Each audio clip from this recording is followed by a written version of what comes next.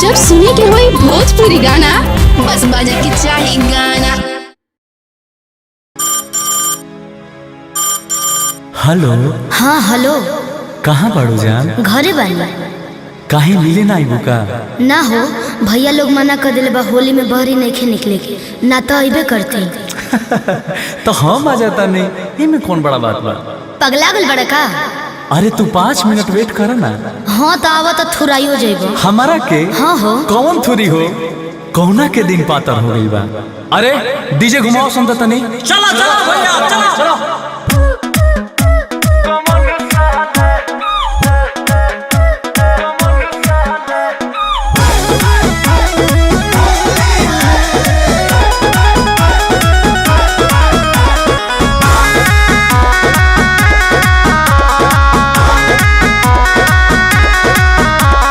DJ बजावा सकर सहाला, दिलवा में भरल बा होली के रंग, फगुआ मनाइबे अपना लवर के संग। बोल हाय रे चिव चिव। डीजे बजावा सकर सहाला, चलो तो चले के मालिक के मोहल्ला, देखता नी बोलता कमन साला, देखता नी बोलता कमन साला, अरे देखता नी बोलता कमन साला।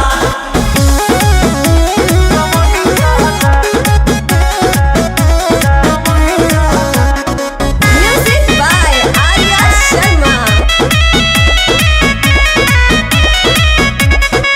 मूड बनावे रंग लगावे, अब तनी तुहरा घरे हो, अबे हिसाब तोहर करे हो, अबे हिसाब तोहर करे हो। हाँ तो चेक मिल जाई। साल के पहरब हो हमरा के माना, कहे तू लगलू करे हो, आज डलाई खड़े खड़े हो, आज डलाई खड़े खड़े हो।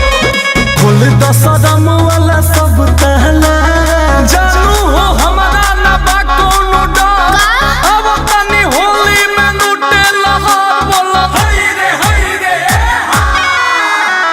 खोल दसरम वाला सब तहला, रंगा बाबा तोहरे पसंद रहला, देखो तनी बोलता कमन साला, देखो तनी बोलता कमन साला, अरे देखो तनी बोलता कमन साला, देखो तनी बोलता कमन साला,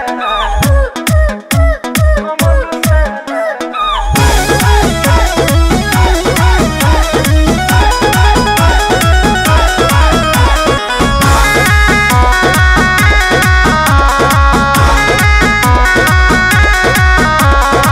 बिना मिलनवा फगुनवा में बोला, कैसे ही दिलवा मानी हो, फीलिंग के लाना पहचानी हो, फीलिंग के लाना पहचानी हो।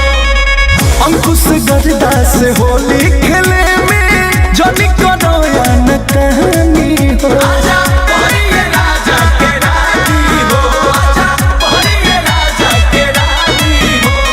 नीचे आवा तू छोड़ के दुकान, बिना लगौले रंग मानव ना आज, थोड़ जनी कर मोर बनल मिजाज। बोल नीचे आवा तू छोड़ के दुकाना, अब बर्दाश्त न कोइल जाला, देखो तनी बोलता कमन साला, देखो तनी बोलता कमन साला, अरे देखो तनी बोलता कमन साला।